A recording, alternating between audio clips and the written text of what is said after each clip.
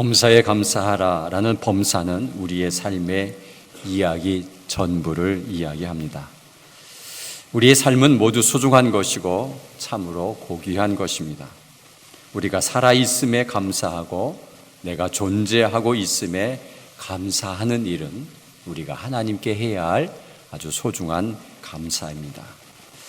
또 나만 존재하는 것이 아니라 나와 사랑을 나눌 존재를 하나님께서 허락해 주신 것, 그 얼마나 감사한 일입니까? 사랑은 나눌 대상이 있어야 되고 행복도 나눌 대상이 있어야 행복한 것입니다.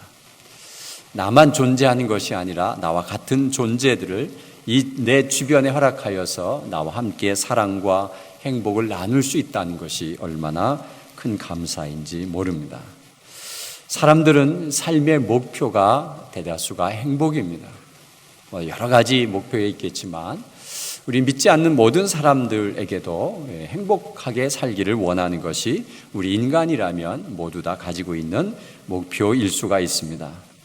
그런데 행복한 삶을 사는 데 있어서 필수적인 요소 하나가 있다고 하면 그것은 감사를 표현하는 것입니다.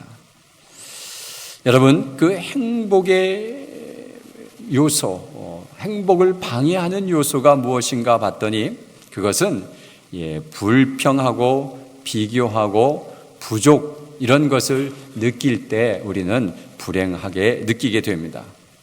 그런데 감사를 하면 방해 요소가 하나도 나타나지 않습니다. 불평하는 자가 감사할 수 없습니다. 늘 남과 비교해서 나는 부족하다고 느낄 때 여러분, 우리는 감사할 수 없습니다. 그러나 내가 채워지지 않은 부족 부분들이 너무 많다고 느낄 때도 감사할 수 없습니다. 그런데 감사를 하면 이 행복을 방해하는 이 요소는 다 사라지고 행복을 가져다 주는 이 감사의 요건이 아주 충족되는 것을 볼 수가 있습니다. 그래서 우리는 감사는 누구에게 해야 되는 것인가? 이 감사는 곧 만족감을 주고 만족감은 곧 행복감을 주는 것이 아주 중요한 공식처럼 되어 있습니다. 그래서 행복하고 싶으면 뭐부터 해야 될까요? 감사부터 해야만이 행복할 수가 있습니다. 오늘 본문은 그것을 우리에게 가르쳐주고 있습니다. 오늘 본문은 감사의 대상의 1순위가 여호와 하나님인 것을 말씀하고 있습니다. 왜 하나님께 감사해야 하느냐 하면 우리의 삶과 존재의 근원이 하나님께로부터 시작되었기 때문에 우리는 하나님께 감사해야 됩니다. 그리고 지금도 우리의 삶과 우리의 존재가 지금도 이어지고 있기 때문에 우리는 늘 범사에 하나님 앞에 감사해야 한다고 하는 것을 오늘 본문은 우리에게 말씀하고 있습니다. 하나님께 감사하는 것은 불변의 진리입니다. 이것을 하지 않으면 모든 감사는 위선이 될 수밖에 없습니다. 하나님께 대한 감사를 먼저 드린 다음에 우리가 다른 감사를 드릴 때 그 감사의 진정성이 나타나는 것입니다. 그래서 오늘 본문을 살펴보면 여호와 하나님께 나아가는 자세를 1절에서 말씀하고 있습니다. 첫째, 여호와 하나님께 나아가는 자세를 말씀합니다. 어떻게 나아가야 됩니까? 첫째는 찬송을 부르며 나아가라고 되어 있습니다. 두 번째는 기쁨으로, 그리고 또 하나는 섬김으로, 또 하나는 노래하며 라고 여호와 하나님께 나아가라고 말씀하고 있습니다. 여호와 하나님께 나아가는 자세를 이야기하는데 여러분, 이것은 굉장히 중요한 자세입니다. 그래서 오늘도 여러분이 예배하러 왔다면 하나님, 여호와 하나님 앞에 온 것입니다. 그렇기 때문에 여러분의 마음속에 어떤 마음이 있어야 되냐면 찬송하는 마음이 있어야 돼요. 기쁨으로 오셔야 돼요. 그리고 섬기며 노래하며 와야 됩니다. 이것이 굉장히 중요한데 이것을 보면 기쁨을 가지고 오라라고 하는 그런 감사의 표현을 가지고 오라는 것입니다. 여러분, 지금 감사 예배에 참여하신 여러분 기쁨이 있으십니까? 왜 기쁨이 없죠? 하나님께 나오는 자는 기쁨으로 나오라고 오늘 말씀하고 있는데, 기쁨이 없는 이유는 뭘까요? 감사가 없습니다. 우리가 한번 생각해 봐요. 내가 왜 기쁘지 않지? 왜 나는 우울하지? 이런 마음이 있다면 내가 어떻게 감사를 드려야, 감사함을 어떻게 해야 되지? 한번 생각해 보시면서 이 예배에 참여하는 자세가 좀 바뀌었으면 좋겠습니다. 정말 찬송하며 기쁨으로 또 섬기며 노래하며 이렇게 나아가는 것이죠. 교회에 오면 섬길 일 많이 있어요. 다 이것이 예배에 오는 우리의 자세를 이야기하고 있습니다. 그래서 예배 시간에는 심각한 표정을 짓지 마시길 바랍니다. 어떻게 해야 돼요? 웃어야 돼요. 늘 웃는 표정. 우리의 표정을 보시고 하나님께서 무슨 그렇게 불평이 많으냐 이렇게 물으실 수도 있고, 뭐가 그렇게 불편하냐라고 물을 수 있습니다. 좀 우리가 예배를 기쁨으로 드릴 수 있는 그런 마음의 자세가 되었으면 좋겠습니다. 또 2절에 가면 두 번째, 여호와 하나님을 알고 섬기라고 말씀하고 있습니다. 이제는 우리가 감사의 대상인 여호와가 도대체 어떤 분이냐라는 것이죠. 누구냐라고 하는 것, 또 어떻게 어떤 분이냐라는 것을 나타내는데, 그분은 우리를 지으신 분이래요.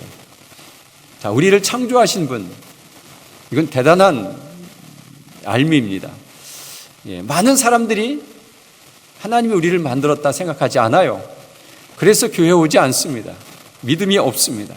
그러나 하나님이 나를 지으신 분이라고 하는 것은 우리 부모보다도 더 감사해야 할 대상인 것을 말합니다. 그리고 우리는 그의 것이래요. 나는 내 몸은 내 것인 줄 알았어요. 근데 내 것이 아니고 누구 거예요? 하나님 것이에요. 그래서 자살하면 어떻게 돼요? 죄예요. 내 목숨 내 것 아니에요. 내가 함부로 목숨을 끊을 수 없어요. 그렇기 때문에 우리는 하나님의 것인데, 또 하나는 하나님의 백성이래요. 백성. 내가 개인적으로도 하나님의 것인데 우리 온 백성들, 같이 존재하는 수많은 사람들이 다 그의 것이래요. 그리고 우리는 기르는 양이래요. 양. 이 양은요, 목자가 없으면 스스로 이렇게 번식하고 또 살아나갈 수 있는 힘이 아주 부족해요. 그리고 양은 방어 공격이 별로 없어요. 방어하는 것이 없어요. 공격력이 없어요. 그리고 방어하는데 방어력도 별로 없어요. 그러니까 수많은 동물들에게 제일 많이 잡혀 먹히는 것이 양이에요. 그래서 양은 꼭 목자가 필요해요. 그래서 우리는 하나님이 필요한 어린 양이에요. 그래서 우리가 하나님을 따라야 돼요. 그런데 내 마음대로 제 갈 길로 가면 우리는 물려 죽거나 아니면 우리는 여러 가지 죄악에 빠질 수밖에 없다라고 하는 것을 오늘 분명히 우리에게 가르쳐 주고 있습니다. 여러분, 나는 하나님의 소중한 존재이기 때문에 나를 사랑해야 됩니다. 믿으십니까? 나를 함부로 다루면 안 됩니다. 나를 혹사시키면 안 됩니다, 여러분. 왜냐하면 나는 하나님의 소중한 자녀이기 때문에 나를 사랑해야 됩니다.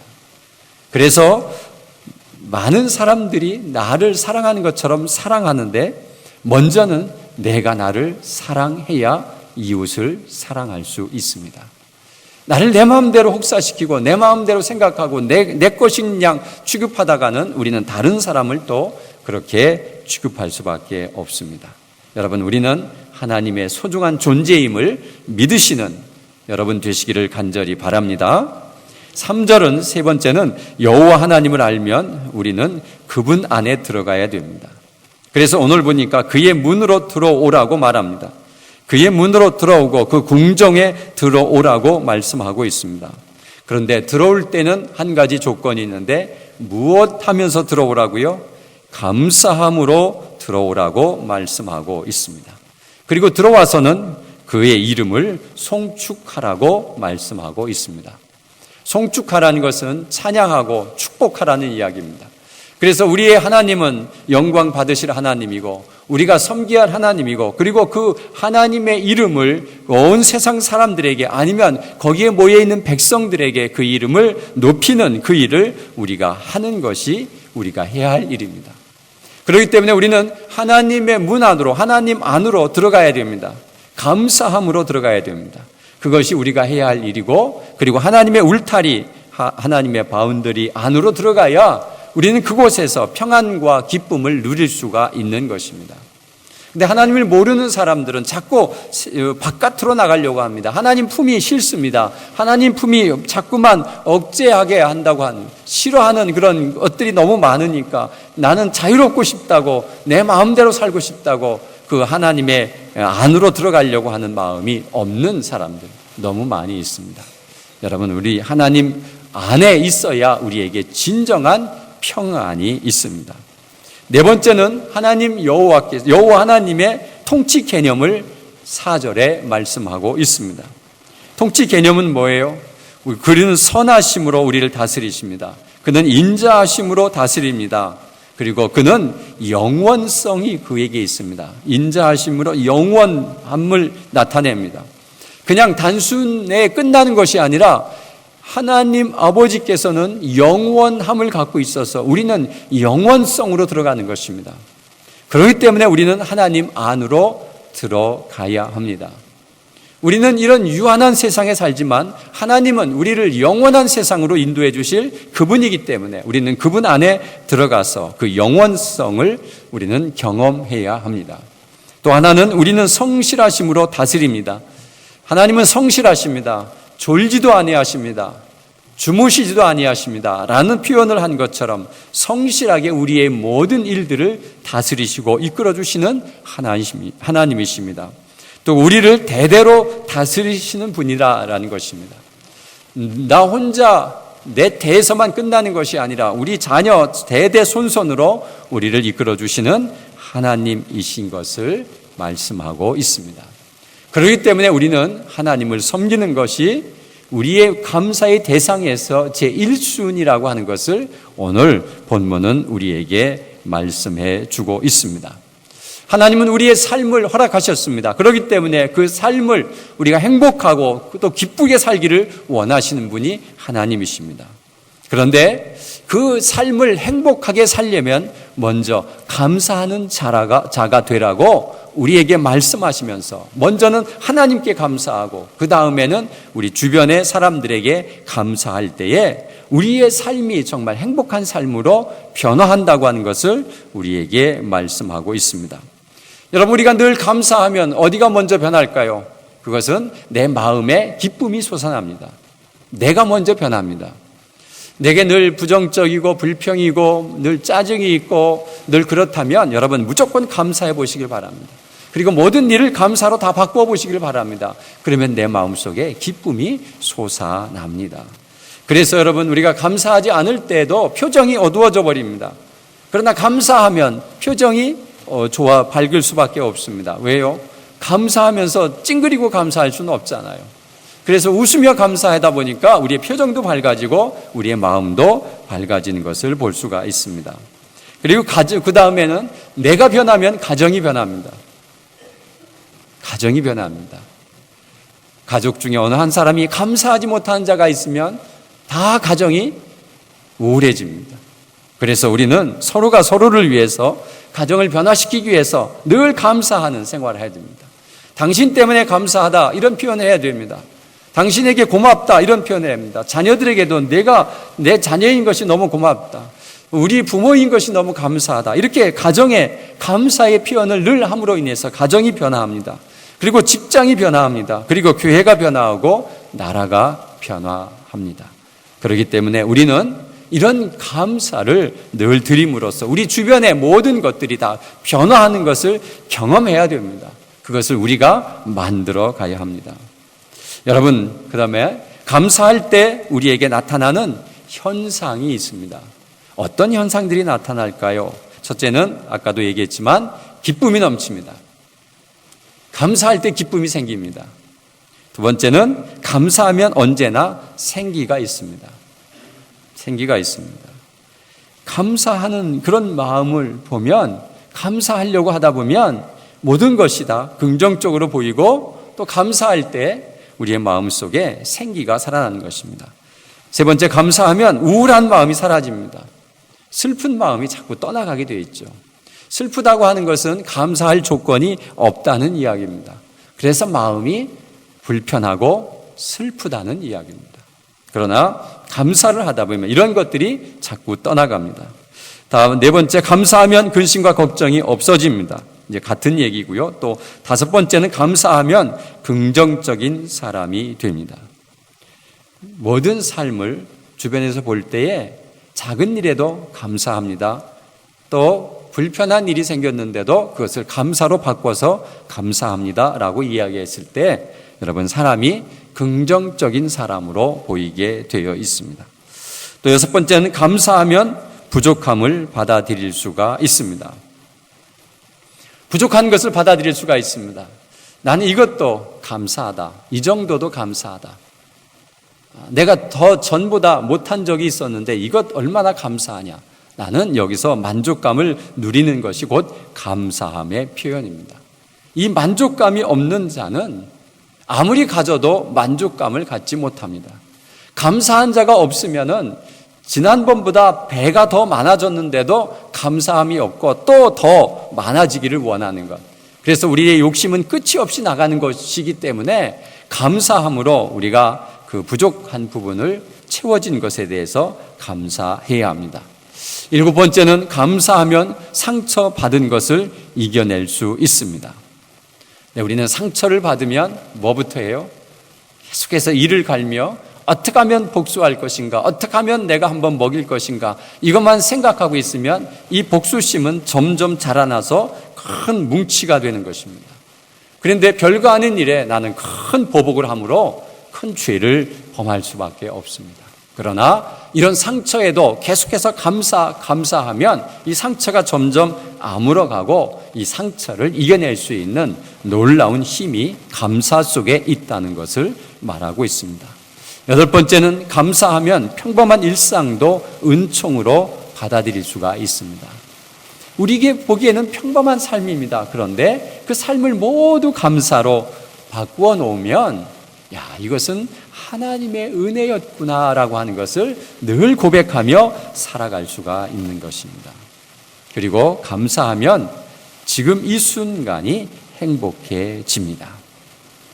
그래서 우리는 늘 감사하는, 범사에 감사하는 그런 훈련을 쌓아야 되는데 이것이 쉬우냐라는 것이죠.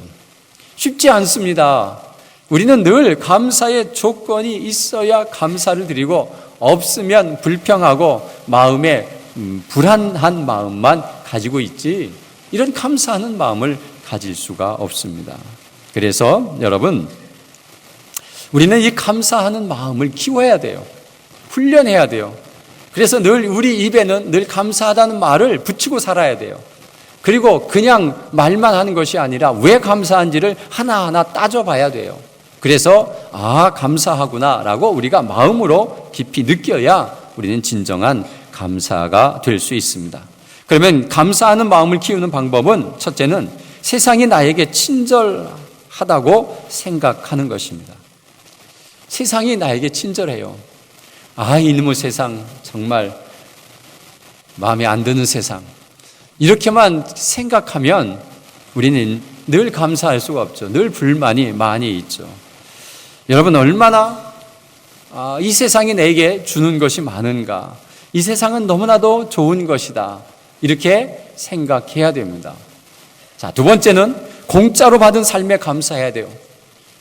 여러분 우리의 삶에 공짜로 받은 건 너무너무 많은데 공짜인 것을 한번 세워보세요. 뭐가 있어요? 우리는 잘 몰라요. 그것을 공짜라고 생각해 본 적이 없기 때문에 참 많아요. 이게 공짜가 너무 많아요. 이런 것을 우리가 감사하지 않으니까 우리 마음속에 감사함이 없어요. 세 번째는 감사의 체질을 만들어요. 감사하면 일이 즐거워져요. 그래서 우리가 늘 감사할 수 있는 체질을 만들기 위해서 작은 일에도 어떻게 하면 감사하지? 어떻게 하면 감사하지? 하면서 감사로 만들어 가야 됩니다. 네 번째는 모든 일에 긍정적인 생각부터 하라. 긍정적인 생각을 하는 거예요.